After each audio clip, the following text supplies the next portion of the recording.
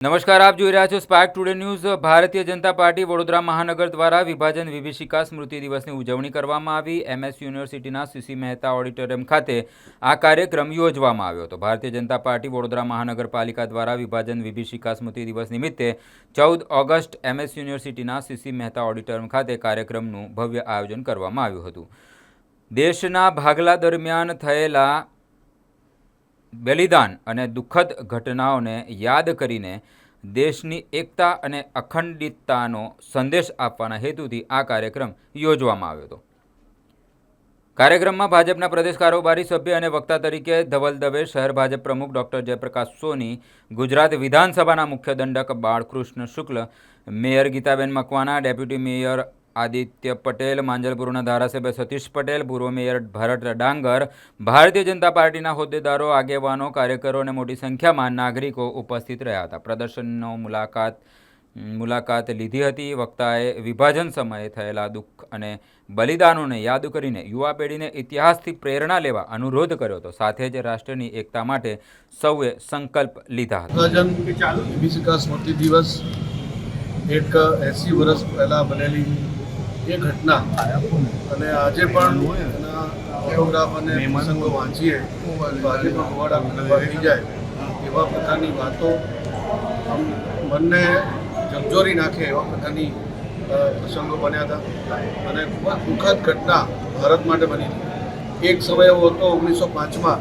જ્યારે ભંગ એટલે બંગાળના ભાગલા ના પડે એના માટે દેશમાં આંદોલન થયું હતું અને એ જ ભારત દેશની અંદર થોડાક જ વર્ષોમાં એવી ઘટનાઓ બની અને જે પ્રકારનું સૃષ્ટિકરણ કરવામાં આવ્યું અને જે રીતે મુસ્લિમ લીગને વધારો થાય એના માટેના પ્રયત્નો કરવામાં આવ્યા અને છેવટે ભારતના 3 ભાગમાં ટુકડા થયા, પૂર્વી પાકિસ્તાન, પશ્ચિમ પાકિસ્તાન અને ભારત।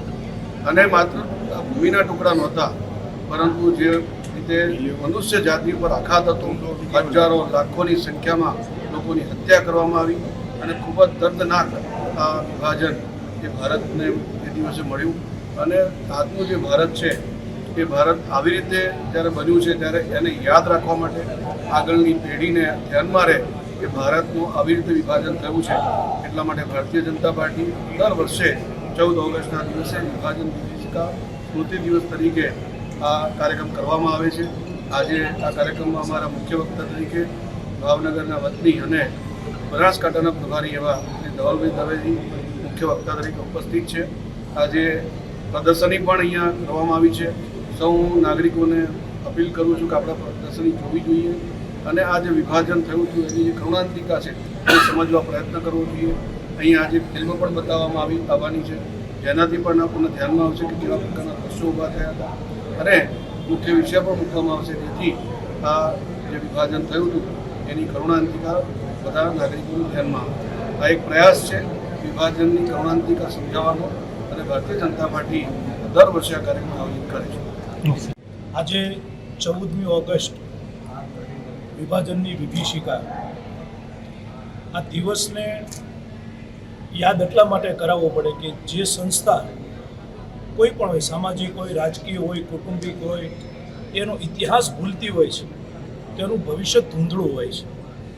એટલે આજની યુવા પેઢીને ખાસ કરીને કે આ દેશની આઝાદી પહેલાં કઈ પ્રકારની ઘટનાઓ ઘટી છે, લાખો લોકોની કતલેઆમ શા માટે થઈ, દેશના ભાગલા શા માટે પડ્યા અને ભાગલા પડ્યામાં ભારતને શું ગુમાવવું પડ્યું, આવું બધું જ યાદ રહે। કારણ કે અખંડ ભારતની કલ્પના સાથે ભારતીય જનતા પાર્ટી કામ કરતી હોય છે।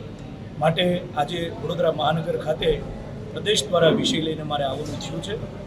વડોદરાની જનતાને વિનંતી છે, પ્રમુખ સાહેબે કહ્યું કે પ્રદર્શની નિહાળવી જોઈએ એટલા માટે કારણ કે વર્ષો પહેલાંની આ ભારતની સ્થિતિ શું હતી અને આજે મોદી સાહેબના સમયમાં વિકસિત ભારત કઈ રીતે વિકાસ પામી રહ્યું છે એ આપણને તો જ ખબર પડશે કે એના ઇતિહાસમાં આપણે જવું પડશે।